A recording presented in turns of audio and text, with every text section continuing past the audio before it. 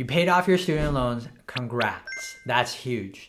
Now you have a different set of problems. What should I do with my extra cash? Save the money in my checking account, 401k, invest in stocks? What's a brokerage account? There's so many options to choose and it gets overwhelming really quick. Here's an easy way to get organized. We're gonna be using buckets.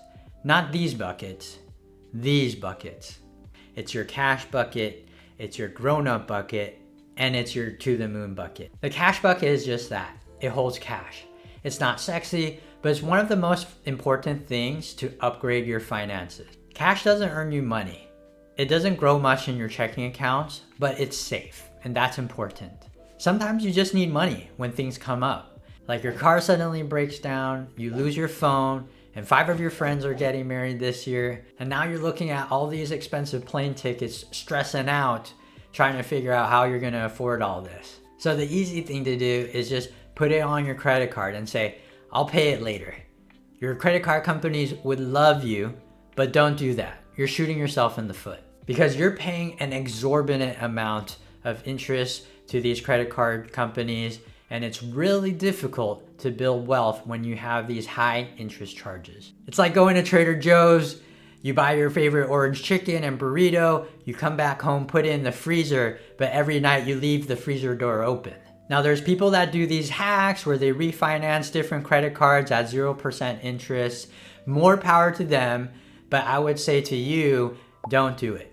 It's not worth your time. You don't want to be at work charting on one tab and credit card deals on the other tab. So the solution is simple. Keep more cash in case something big comes up. And if you have extra savings, but your cash is looking a little light, then bumping up that cash might be a very good priority. And if you put on your planning lenses and brainstorm a little bit on what big expenses might come up in a year or two, that's where you can save money for it. Yes, your dad's 2005 Honda Accord is making weird noises, and no, it's not gonna live long enough to pass down to your kids. So plan for it and save some cash. Okay, now let's get to the grown-up bucket. It's those dreams that you get called uncle or auntie when you achieve them. And also, those are the dreams that you plan for multiple years, potentially 5 to 10 years. For those dreams, you don't want to only hold cash. Cash is like driving speed limit on a freeway in Los Angeles. It's safe, but it's just too slow. If you're buying a dream home, it almost feels like you're racing against the real estate market. Housing prices keep going up, and those dream homes on Zillow seem farther and farther out of reach every time you look at your phone. So you can consider investing in something that grows more than cash, but is not too risky. A good start would be stock and bond index funds. Stocks grow well, but they're risky. Bonds, they don't grow as well, but they're safe. So mixing them together is like Jackie Chan and Chris Tucker in Rush Hour. It's just a good pair. When investing, keep it simple, keep it diversified, keep it low cost. You have companies like Charles Schwab, Fidelity, Vanguard that would give you an account for free to invest with them. Hopefully, your grown-up bucket will grow over time, but be careful of the taxes from the gains. People often don't know how much taxes they're paying from selling their investments and are shocked when they get the tax bill. Use the 30% rule.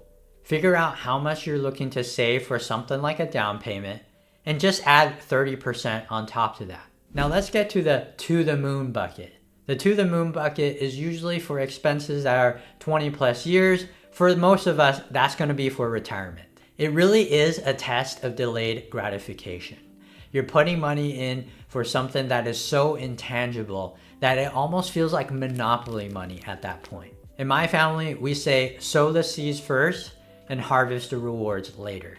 My family never owned a farm, by the way, but most Chinese idioms are farm related. You can save your to the moon bucket in retirement accounts. Your employer probably has a retirement account like a 401k or 403b. If you don't know, ask your HR team. You can also open up an IRA or a Roth IRA. You just want to be careful of the rules for retirement accounts in general. There are limits on how much money you can put in these accounts. There are also income rules on the IRAs and Roth IRAs. And usually you can't take that money out until you're 59 and a half years old. So look at the rules before you open up the accounts. Now the government knows that it's really hard for people to save for something so long term in the future. So they give you pretty good tax benefits when you put the money in. For most people, this is the bucket with the most stock funds. Like your grown-up bucket, you'll likely have stock and bond index funds, but you'll likely have more money in the stock funds. That way we can maximize your returns, pedal to the metal. That also means you will have higher risk, meaning that you might lose more money if the stock market tanks. Just a reminder, the stock market is not a casino. Actually, the odds are in your favor. Since the US stock market started in 1926, 74 of those 100 years were positive returns. The other 26 years were negative returns. However, you need to make sure that you're holding this for the long term, not buying and selling based on whatever you hear in the news. Back to the farm analogies, you're not digging up the seeds you just sowed. You have to have some trust that it will grow no matter how good or bad the weather forecast is. So you have your cash bucket, your grown-up bucket, and your to the moon bucket. The cash bucket gives you a cushion for random expenses in life and helps you avoid credit card debt. The grown-up bucket gives you some growth for expenses in the next couple of years, like a house purchase or saving for your kids. And the to the moon bucket helps you save for things that are super far out in your life, like your retirement. Your next steps is to get a piece of paper, pull up your salary, figure out how much you're saving, and split that into each of these buckets.